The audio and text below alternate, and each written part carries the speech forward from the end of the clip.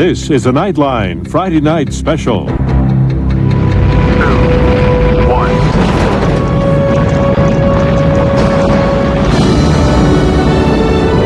Houston, we have cleared the tower at 13:13. The movie has captured the nation's attention. And we have liftoff at 2:13. A heroic story, forgotten for 25 years. Welcome aboard, Apollo 13. Looking at Fred Haise, whose head is now just about at the beginning of the tunnel.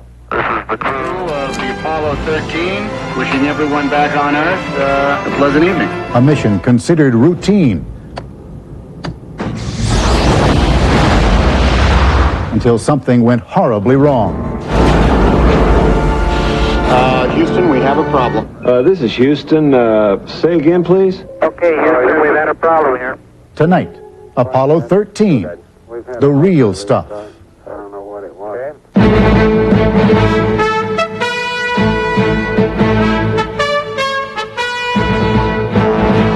This is ABC News Nightline. Substituting for Ted Koppel and reporting from Washington, Forrest Sawyer. Most of us who are old enough remember exactly where we were when Neil Armstrong first set foot on the moon. But until just recently, if you mentioned that other extraordinary flight, Apollo 13, you drew a blank. It has taken the power of Hollywood to remind us that heroes are not only the ones who reach their goals. Sometimes they're the ones who struggle against enormous odds, who by sheer force of will survive, and simply by surviving, succeed. You may have seen Apollo 13 at the movies. You've likely heard of it. Tonight, the real story. And as you watch and listen, remember, it has taken us a quarter of a century to understand the sacrifices these men and women were prepared to make. 25 years ago, it all seemed so ordinary. America had seen it all before. The astronauts who once looked so brave now seemed more like glorified bus drivers with an exotic route. But the astronauts didn't care. They were busy dreaming of space, not public acclaim. I didn't really think much about it because to me this was the peak of my career, and I guess actually I didn't care whether no one watched it or everybody watched it because that's what I wanted to do. Three men eagerly rushing to risk their lives. Commander James Lovell, with 3 other missions under his belt, including the first orbit around the moon. Command Module Pilot Jack Swigert, and Lunar Module Pilot Fred Haise. We had been there before, Jim has, and we feel maybe more so than Jim that we want to make sure we do a good job. Not everyone was so confident. Jim Lovell's wife Marilyn felt something about this flight, Apollo 13, taking off on the 13th hour of the day. Something about this flight was different. You didn't even want to go to the launch. No, I didn't, but at the last minute I went down, and so many little things were happening, like little omens, that I just felt that I had to be there. What kind of omens? Well, the worst thing that happened to me was the day before the launch. I was taking a shower, and my Naval Academy miniature and wedding band just slid right off my hand into the shower, and that just terrified me, because it had never fallen off in all my married life. T-minus 25 seconds and counting, and Apollo 13 is go. When the final countdown comes down and you hear the valves open up and the pumps start and the rumbling start as the engines start. 3, 2, 1, 0. We have commit and we have liftoff at 2:13. Then it's either go or no go. If it goes, you just sit back and relax and enjoy it. Lead Flight Director Gene Kranz. When you put 3 guys on top of several million pounds of high energy, it isn't routine at all. No mission we've ever flown has ever been what I would consider routine. It was all going so smoothly. Just one small glitch, what Marilyn Lovell might have called an omen. And good afternoon once again from the ABC Space Center. We are 1 hour, 38 minutes into the flight of Apollo 13. As you no doubt heard, very shortly after launch, one of the engines, one of the main engines on the first stage, cut off rather early. And I told my 2 crewmates, I said, look, almost every flight has something wrong with it. So sit back, relax, enjoy a nice, tranquil flight to the moon. For more than 2 days, it was more than tranquil. In fact, it was a piece of cake. They say, you know, the new fan with long hair, Right. it doesn't work too well up in space. You can't comb your hair up here. Well, I guess you have to give up something. Covering the story for the New York Times was science reporter John Noble Wilford. The capsule communicator in Mission Control was talking to one of the Apollo 13 astronauts, and he said, you know, we're bored to tears down here. Okay, 13, we got Fredo on TV. So it was time to liven things up. You know, one Time for a remarkable live broadcast from outer space. We might give you a quick shot of our entertainment on board the spacecraft. Directed and narrated by James Lovell.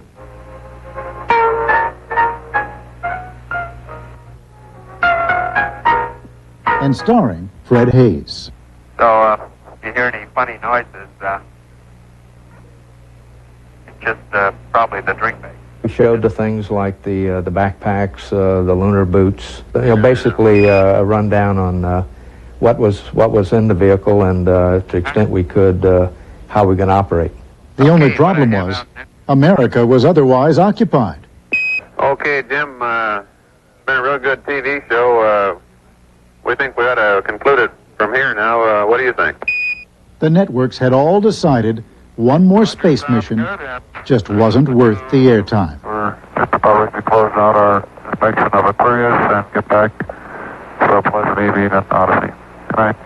13, we've got one more item for you when you get a chance. We'd like it to stir up your cryo tanks. It was supposed to be just one last detail before getting some sleep. One last switch to throw.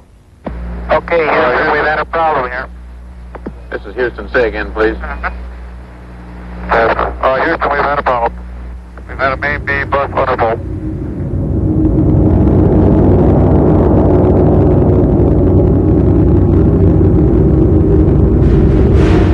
This is ABC News Nightline, brought to you by Toyota.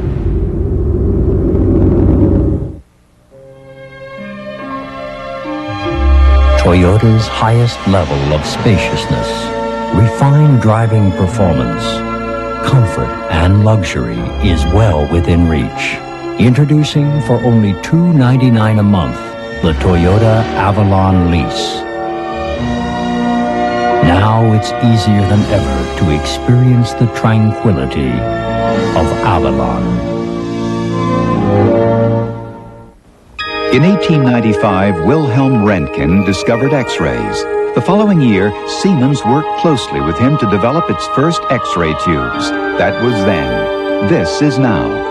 Today, Siemens manufactures imaging technology that helps doctors save lives. And with 45,000 people nationwide, the men and women of Siemens will continue to manufacture ideas that even Professor Röntgen never dreamed of. Siemens, precision thinking. Sunday on Brinkley are 25,000 American troops on the verge of going to war in Bosnia. What are the risks? Defense Secretary Perry and Senator Bob Dole, Sunday. There's a new gasoline. What's new about it? With the power to drive down maintenance costs. Really? Are you serious? Yes, we are. New Exxon 93 Supreme keeps your engine cleaner. Clean is good. So it can help drive down maintenance costs. Could gas do that? New Exxon 93 Supreme can, with the power to drive down maintenance costs. Gas that can save you money. For more reliable performance. Okay, I'll try it. People stopping by to rely on the Tiger. Southwest Airlines is growing with new service starting August 4th to Kansas City nonstop, plus new nonstop service to Baltimore and New Orleans. And since we're talking about Southwest Airlines, that means more than just more flights. It means more low fares. Growth is good. Southwest, the low-fare airline.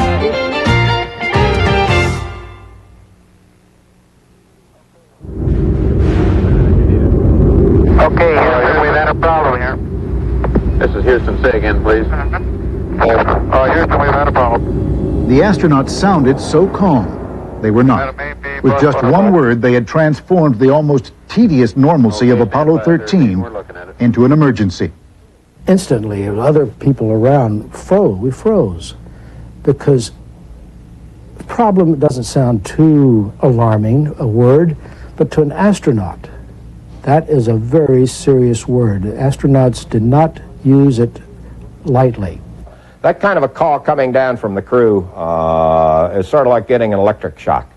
When you hear, Houston, we got a problem, and it's immediately followed up by several controllers, the adrenaline starts pumping, and you're now starting the process of scrambling. Is there any kind of leads we can give them? Are we looking at instrumentation, or we got a real problem, or what? See an AC bus undervolt there, guidance? Mission Control thought maybe it was a communication system failure, maybe an instrument problem. But the astronauts had no illusions. Just out their capsule window, they saw their precious stores of oxygen venting into outer space. Once Jim Lovell said he was venting, then it was obvious that we had to develop a different mindset about this mission, and more than likely we not only weren't going to go down to the moon, we were going to be hard-pressed to get that crew back home. So that, to me, was the turning point of the entire mission. The low point of this flight for me was when we knew that the Odyssey, the command module, was dying. And it was the only thing that had a heat shield to come back home with. And we had really no solutions of how to salvage the flight to get back home. Here is a bulletin from ABC News. The Apollo 13 spacecraft has had a serious power supply malfunction. Now, ironically, Apollo 13 had managed to capture the attention of the news media. James Lovell's wife, Marilyn. Immediately we turned the television on, and Jules Bergman was on, and the first thing he said was that there was only 1 chance in 10 that they would come back alive. The emergency has ruled out any chance of a lunar landing and could endanger the lives of the astronauts themselves. The issue now is getting Haise, Lovell, and command module pilot Jack Swigert safely back to Earth in this emergency, the worst emergency that has ever developed in America's manned spaceflight program. It appears at the present time that everything is under control. Officials tried to fend off a now frenzied press with a positive spin. Nobody was buying it. All you had to do is look at the grim faces of those officials, and you knew that this was a serious problem, that these people thought and hoped that they had a plan to get them back, but I was not reassured. Neither were the 3 astronauts who were ordered out of the dying command module and into the lunar module designed for 2, a fragile and impossibly cumbersome life raft. And then when I got in the lunar module, trying to control it with this dead command module still attached, which had never been done before, I had to sort of learn to fly all over again.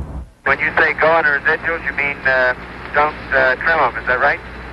That's affirmative. NASA decided Apollo 13 would have to continue on to the moon, using its gravity like a slingshot to send them back. Desperately low on energy, they were taking the long way home. That's when I began to think, what if I have to write a story about these men being trapped up in space, marooned? There was so little oxygen left in either the main spacecraft or in the lunar module that they wouldn't have lived very long. Roger, Aquarius, and you go for the burn. This is very well the tensest moment of this flight. The world was now watching, praying for the men who seemed so alone. If I may be serious for one moment and ask the entire audience for a moment of prayer for the crewmen of the Apollo 13. At the Vatican, in the streets of London, at St. Paul the Apostles' School in the Bronx. Would you like to say the Our Father for the astronauts right now? Yes! One of the elementary school teachers at St. Paul was Veronica Cook. They had questions about, did they have children, and was their wife scared, and what would happen? The answer to one of those questions was easy. Yes, the wives were very scared. For the last few days, of course, it's been very hectic at the home of Marilyn Lovell. There have been many astronauts' wives here to see Mrs. Lovell. At times I just had to get away, and I would go into the master bedroom suite and I would literally get on my knees and pray behind the locked doors. Okay, Houston, burn's complete. Now we have to talk about power down, and what do you want us to do with the thing? Roger, we're looking at that right now, and you'll be the first one to get to work. As the world was staring up into a black sky, contemplating the worst, the astronauts were staring down at the moon, only 130 miles away. Compared to Earth, certainly, it's a different body. It's pretty rugged, pretty barren, nothing at all, obviously, like our warm, friendly Earth. They were so interested in this big body that they have never seen up close before that they almost forgot that they were in trouble.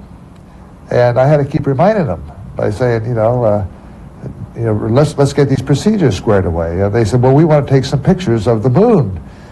And a famous saying that I had was, if we don't get home, you won't get them developed. Emerging from behind the moon, heading home at last, the crew struggled to keep the capsule aimed toward the Earth. Guidance okay? We're good, flight. Control okay? We're okay, flight. Tell me we're go, flight. It was like a blind man trying to guide a stubborn elephant, but Lovell was determined. I thought that, if at all possible, I would rather end this flight intercepting the Earth in some manner. Not so much that interception would be survivable or not, but that it would end the flight rather than missing the Earth completely, but still orbiting around it, but then going back out 240,000 miles and continuing that orbit for eons. Even if you burned up in the atmosphere, you wanted to go home. That's right, yes. I thought that it would be much better to terminate the flight in that manner than just escape in space forever.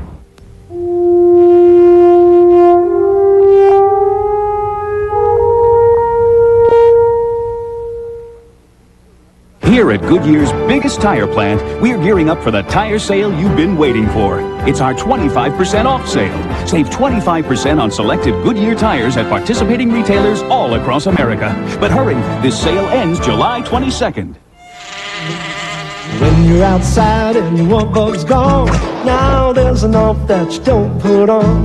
Now there's an off that starts with a light, so you can enjoy a delightful night. Hey. New off citronella candles with a unique country fresh scent. They're the bright new way to keep bugs away. Just light them and let them do the rest. When your work bug's as good as gone, try the new off that you don't put on. New off citronella candles. S.C. Johnson Wax. Not only are Cooper tires trained to perform to your every demand, they're also good at shaking off water. Cooper, your next set of tires. Get ready for the summer's hottest hit. The Indians, the Braves, the Red Sox, and the Reds are all of the season premiere of Baseball Night in America, Saturday on ABC. Cy Sperling, president of Hair Club for Men. Although I was Hair Club's first client, I had my hair done for personal reasons prior to going into this business. At 27, I was overweight, my hair was thinning. I used to sweep the hair on top of my head, spray it, just barely covering the thinning area. I'd have nightmares about windy days, going swimming. My new hair made a world of difference. That's why I started Hair Club for Men. If your hair is thinning, call our toll-free number now. We'll send you our 16-page color brochure free. You'll see before and after photos of men like yourself looking better and feeling great. You'll find out about transplants, minoxidil, and through research, how we came up with our advanced technology. It's human hair, added into my own hair, making it natural without surgery. Whether it's wet, I'm just blow drying, or just running my fingers through my hair, it feels like my hair. Hair Club for Men would like to tell you more about it. So call this toll-free number now and get our 16-page color booklet free.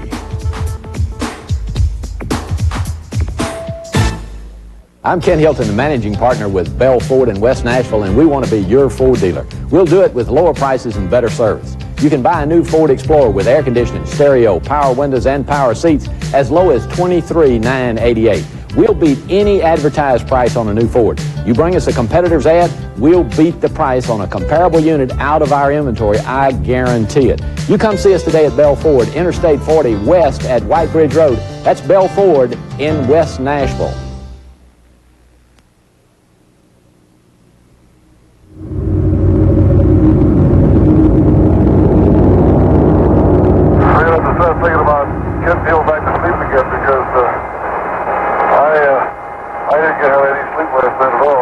It's cold, we're floating around, which actually makes things bigger.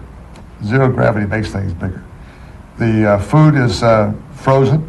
The water, of course, we got as much water as we could before the water froze.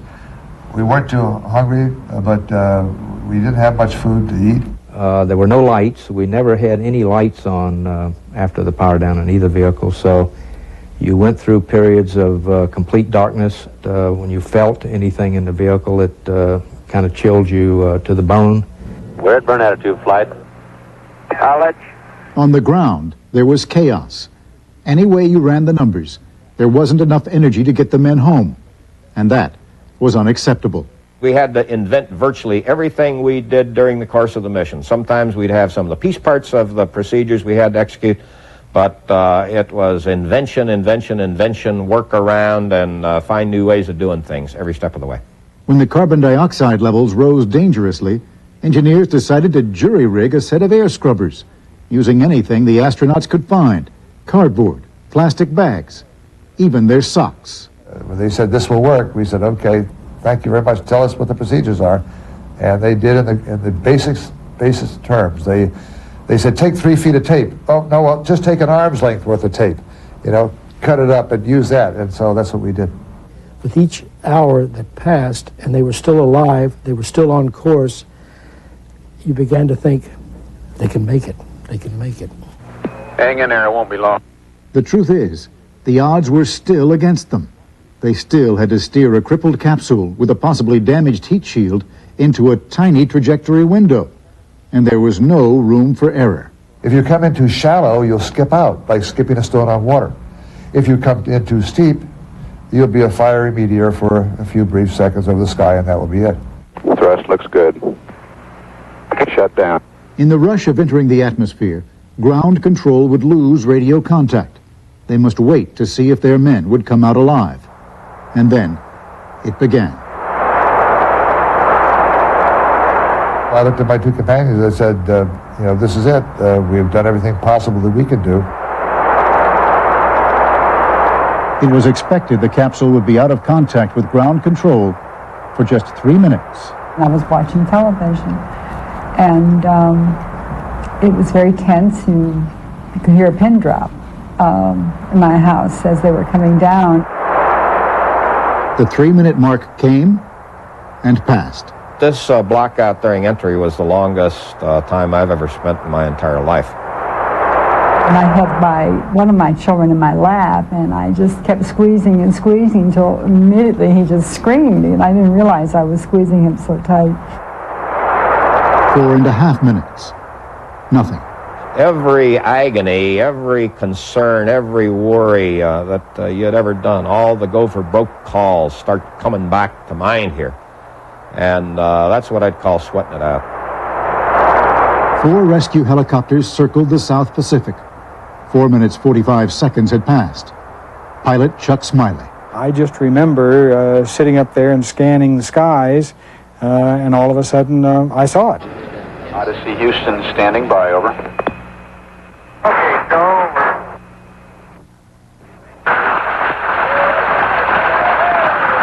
Odyssey Houston, we show you on the mains. It really looks great. All of a sudden you see this gorgeous spacecraft with 3 parachutes, and it's hanging down there, and it's just almost impossible to hold back just the outflowing feeling that, my God, we did it. Splashdown. 142 hours, 54 minutes, 41 seconds after the mission began, Apollo 13 was home. Everyone just screamed and jumped up and hugged everyone. And the champagne started flowing, and it was a joyous, probably the most joyous day in my life. It's the greatest feeling in the world, and you just want to say thanks to so many people. And you got so many people you got to say thanks to. And it's just a mutual exchange of just pure euphoria. We were so emotionally drained. I don't remember any exuberance. It was almost just a feeling of dumb relief. We didn't bounce around or yell or scream or anything like that. We just said, you know, hey, we made it. Thank goodness. Well, we've been looking at these great pictures from the helicopter. Now we're back to cameras from the Iwo Jima. With the whole world watching, the three men were pulled out of the water and flown back to the deck of the United States carrier Iwo Jima. And here they are. There they come. James Lovell, John Swigert, and Fred Haise. They stepped blinking into the sunlight and into the cheers. Jim Lovell in the lead, followed by Jack Swigert and Fred Haise at the rear. They walked down this platform, and as I remember, they all used the railing. But of course, it's bedlam on the flight deck. We walked across the carrier. I had lost 14 pounds in just 6 days. But the skipper was there. Chaplain gave a prayer of thanks for the millions of people who prayed for our safe return. O Lord, we joyfully welcome back to Earth astronauts Lovell, Haise, and Swigert.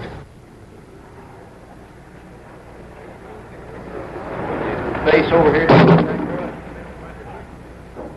Now for some additional picture taking. You know, it's amazing that a Carnival cruise can be so relaxing. It'd still be such a great vacation for active people. You can work out, visit tropical ports, and work up an appetite for our fantastic midnight buffet. Right, George? You bet. And I'm enjoying myself enormously. And so are my sons, George, oh, and George. Take a 3, 4, or 7-day vacation on Carnival, the most popular cruise line in the world. Captain, my son is begging me to take him on another Carnival cruise. Which one, George? George. George. With America's highest basic long-distance rate, many AT&T customers may have to be very efficient with their calls. Hello. Hi, Mom. How's a cat? How's a dog? Teeth okay? We're fine. Sarah got an A. Seth got a hit. Love you, miss you. Gotta go. Bye. MCI customers, on the other hand, can really take their time. Hello, Dad. Hello. Because all calls to every MCI customer in every new friends and family calling circle are always half price when you spend just $10 a month. Go ahead. Walk the dog. I'll hang on. Half price calling, only from new friends and family.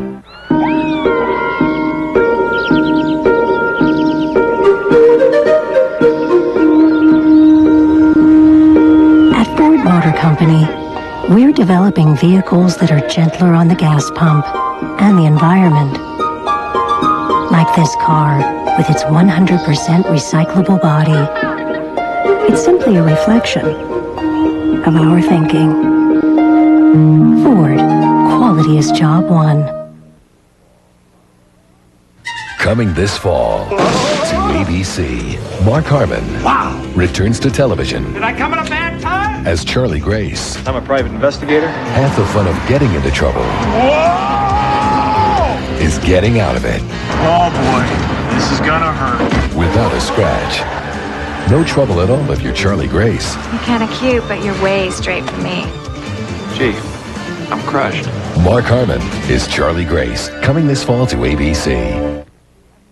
JFG introduces 3 amazingly simple ways to make delicious tuna salad, potato salad, and coleslaw. Simply add tuna to new JFG tuna salad dressing. Simply add potatoes to JFG potato salad dressing. And simply add cabbage to JFG coleslaw dressing. Each has a unique blend of herbs, vegetables, and spices that makes your salads taste simply delicious. New dressings from JFG. Simply delicious. The Apollo 13 mission stands as one of the most remarkable examples of ingenuity and sheer tenacity in American history. But back in 1970, it was seen very simply as a failure. And NASA, which worried endlessly about losing its budget, did all it could to forget about the unfortunate affair, which, in a sense, left Apollo 13 and its crew still adrift. Retelling the story gives us an opportunity to welcome the Apollo 13 crew into their proper place in the annals of space, and to tell them thank you. That is our broadcast for tonight. I'm Forrest Sawyer in Washington. For all of us here at ABC News, good night.